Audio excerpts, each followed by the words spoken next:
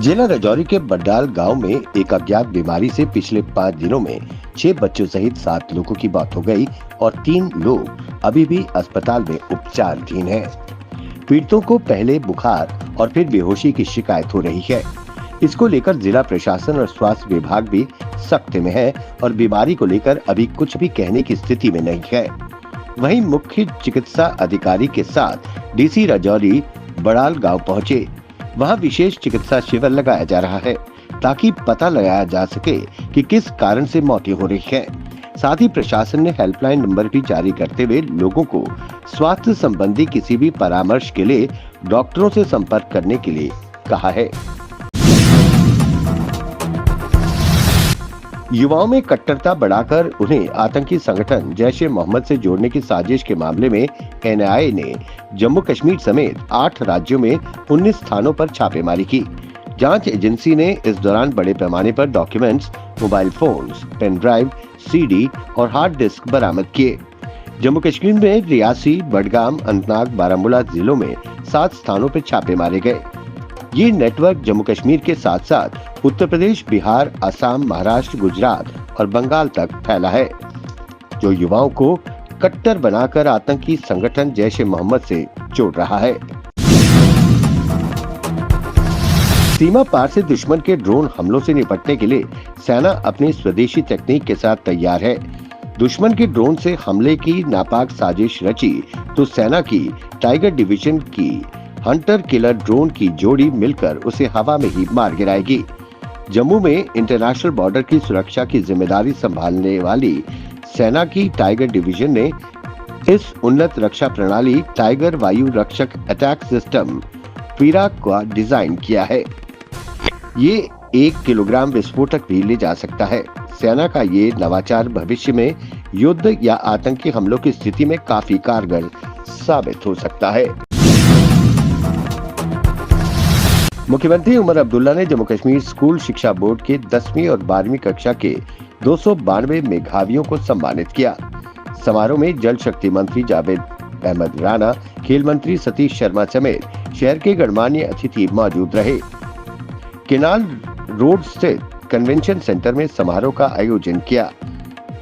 देश के नामी न्यूज़पेपर अमर उजाला जम्मू में 1.5 दशक से भी अधिक समय से मेधावी सम्मान समारोह का आयोजन कर रहा है। स्वदेशी लाइट टैंक जोरावर का लद्दाख के ऊंचाई वाले क्षेत्र में परीक्षण सफल रहा है। न्यूमा में टैंक की गोलाबारी सफल रही है। परीक्षण इस महीने के अंत तक जारी रहेगा। अगले साल भारतीय सेना के साथ उपयोगकर्ता परीक्षण शुरू किए जाएंगे। चीन के लाइट टैंक्स की तैनाती के जवाब में भारत ने ये टैंक बनाया है। परीक्षणों का उद्देश्य टैंक के फायर पावर, गतिशीलता और दुर्गम भूभाग में सुरक्षा का मूल्यांकन करना है। ये टैंक मेड इन इंडिया के तहत डीआरडीओ और लॉरेंस एंड ट्रोबो के सहयोग से बनाया गया है। लोकसभा में संविधान पर चर्चा के दौरान पहली बार बोलते हुए प्रियंका गांधी वाड्रा ने केंद्र सरकार पर तीखा हमला बोला। लोकसभा में अपने भाषण के दौरान प्रियंका 32 मिनट बोली। उन्होंने कहा कि हजारों साल पुरानी हमारे देश की धर्म की एक पुरानी परंपरा है। ये परंपरा संवाद, चर्चा की रही है। अलग अलग धर्मों में इस्लाम, जैन, सिख धर्म में भी बहस और चर्चा की संस्कृति रही है। उन्होंने कहा कि मैंने संविधान की ज्योत को जलते हुए देखा है। हमारा संविधान एक सुरक्षा कवच है, जो देशवासियों के सुरक्षा का कवच है। वहीं उन्होंने सरकार पर हमला बोलते हुए कहा कि इन्होंने बीते 10 सालों में इस सुरक्षा कवच तोड़ने का प्रयास किया है। संविधान में सामाजिक आर्थिक न्याय का वादा है, इसे तोड़ने का काम शुरू हो चुका है। ये सरकार संविधान को कमजोर करने का काम कर रही है। अगर लोकसभा के नतीजे ऐसे नहीं आए होते तो संविधान को बदलने का काम शुरू हो गया होता। प्रधानमंत्री नरेंद्र मोदी ने प्रयागराज में विश्व के सबसे बड़े सांस्कृतिक समागम के रूप में महाकुंभ की सफलता के लिए कुंभ कलश का पूजन किया। इस दौरान प्रधानमंत्री ने महाकुंभ 2025 के लिए विभिन्न परियोजनाओं का उद्घाटन किया। इस दौरान प्रधानमंत्री मोदी ने कार्यक्रम को संबोधित करते हुए कहा कि महाकुंभ एकता का महाकुंभ है, जो दुनिया को संदेश देगा। महाकुंभ हजारों वर्ष पहले से चली आ रही हमारे देश की सांस्कृतिक आध्यात्मिक यात्रा का पुण्य और जीवंत प्रतीक है। एक ऐसा आयोजन जहां हर बार धर्म, ज्ञान, भक्ति और कला का दिव्य समागम होता है। केंद्र गृह और पर्यटन मंत्रालयों के बीच कश्मीर घाटी के नो नेटवर्क क्षेत्रों में ट्रैकर्स के लिए सैटेलाइट फोन की अनुमति देने को लेकर चर्चाएं अंतिम चरण में है। ये जानकारी पर्यटन निदेशक राजा याकूब फारूक ने दी। फारूक ने कहा कि पर्यटन मंत्रालय भारत सरकार ने विभिन्न राज्यों के लिए गृह मंत्रालय से ये मुद्दा उठाया है, क्योंकि पर्यटक वहां ट्रैकिंग के लिए आते हैं, लेकिन नेटवर्क वहां उपलब्ध नहीं होता और इसलिए सैटेलाइट फोन की अनुमति दी जानी चाहिए। सुप्रीम कोर्ट ने प्रदर्शन कर रहे किसानों से गांधीवादी तरीके अपनाने की सलाह दी है। साथ ही अस्थायी रूप से विरोध प्रदर्शन स्थगित करने और राजमार्गों से हटने को कहा है। इसके अलावा सुप्रीम कोर्ट ने पंजाब के किसान नेता जगजीत सिंह डल्लेवाल की बिगड़ती सेहत पर चिंता जताई। डल्लेवाल आमरण अनशन पर हैं।